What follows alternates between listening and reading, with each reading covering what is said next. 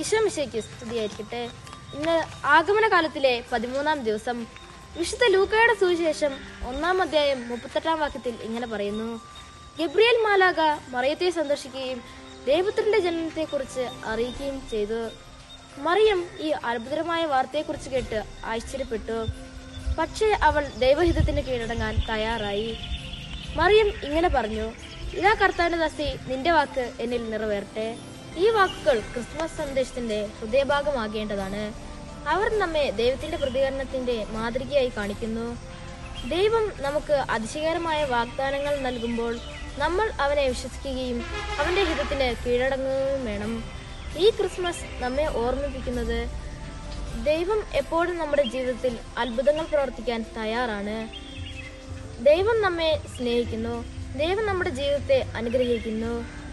നമ്മൾ അവനെ വിശ്വസിക്കുകയും അവന്റെ ഹിതത്തിന് കീഴടങ്ങുകയും ചെയ്യുമ്പോൾ അവൻ നമ്മുടെ ജീവിതത്തിൽ അത്ഭുതങ്ങൾ പ്രവർത്തിക്കും. ഈ ക്രിസ്മസ് നമുക്ക് മറിയത്തിന്റെ ഉദാഹരണം പിന്തുടരാം. നമ്മൾ ദൈവത്തിൽ വിശ്വസിക്കാൻ തയ്യാറാകട്ടെ. അപ്പോൾ നമ്മുടെ ജീവിതത്തിൽ അത്ഭുതങ്ങൾ പ്രവർത്തിക്കുമെന്ന് ഉറപ്പാണ്. ദൈവം അനുഗ്രഹിക്കട്ടെ.